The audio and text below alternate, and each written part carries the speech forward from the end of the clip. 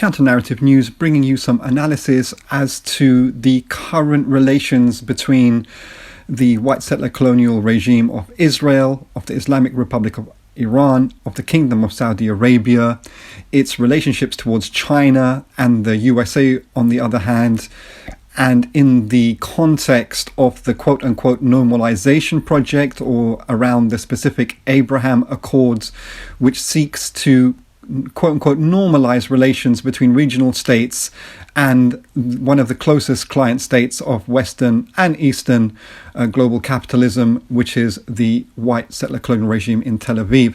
Now, China has brokered a agreement between Saudi Arabia and the Islamic Republic of Iran. The reason we're putting out this analysis and critical commentary is because there's such an absence of it, because the commentary on this is dominated by Chinese and Russian controlled media and propaganda, which states that the Chinese brokered Saudi-Iran deal is only but good, it's anti-Western somehow strategically in its posture, and it shows the growing role of China in the politics of the region and in the world generally. This is not quite the case, and we're going to share several pieces of information here that pushes back on that, and the reality is a lot more problematic than that. So now basically there's several news reports that are arguing that the white settler colonial state in Tel Aviv is very just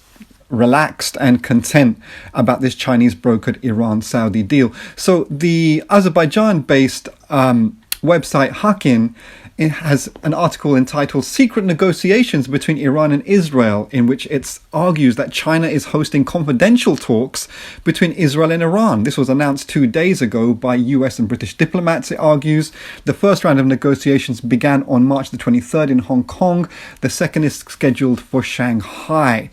Now, obviously, that's somewhat of, all news platforms are biased, and this is obviously biased. It's reflective of kind of Azerbaijani interests in this regard. But then there's several other news reports which argue some interesting things. So, for example, on the conservative US-based website called Responsible Statecraft on March the 21st, it says there's a flurry of comments on the Chinese facilitated normalization deal between Saudi Arabia and Iran.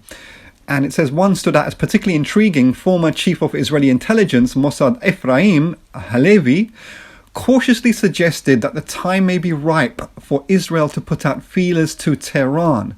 The aim would be to explore whether some sort of détente with Israel might be possible.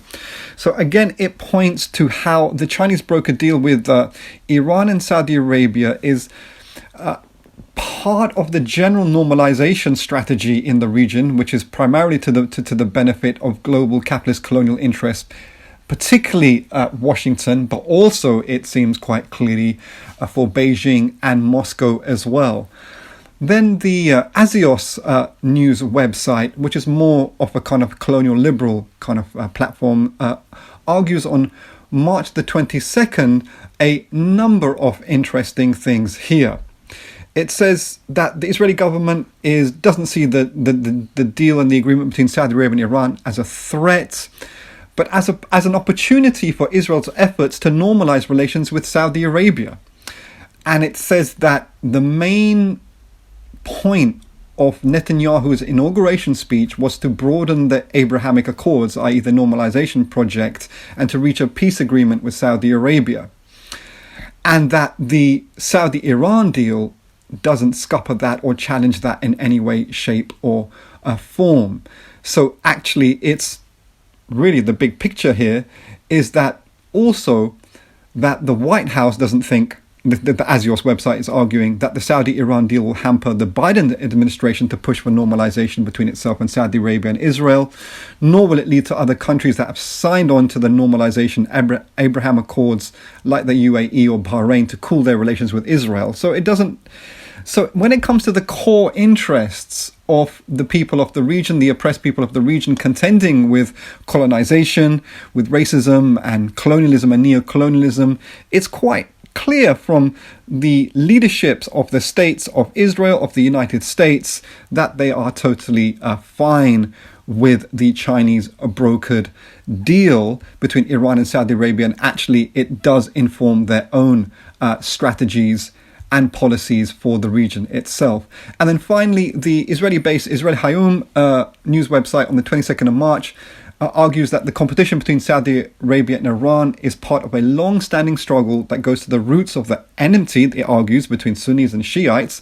It's normalizing the colonial sectarianism as opposed onto the people of the region, particularly Iran and Iraq. And it continues to argue, this Israel Hayom website, quote, and just as previous attempts by the countries to normalize relations between them failed, so this attempt is also expected to fail, or at least not harm Israel's interests. So again, it's arguing that it's not challenging Israel's illegal and violently oppressive policies in the region in coordination with NATO, with Turkey, with the United States, and also very clearly with Russia, and in this case China as well. So it's really important that we encourage people to have a much more critical eye on these things, because of the lack and absence of critical-minded political critique and analysis informing the unity of the Arab peoples and the peoples of the Middle East, the unity of oppressed peoples for their independence in a framework of unity and socialism. Many thanks.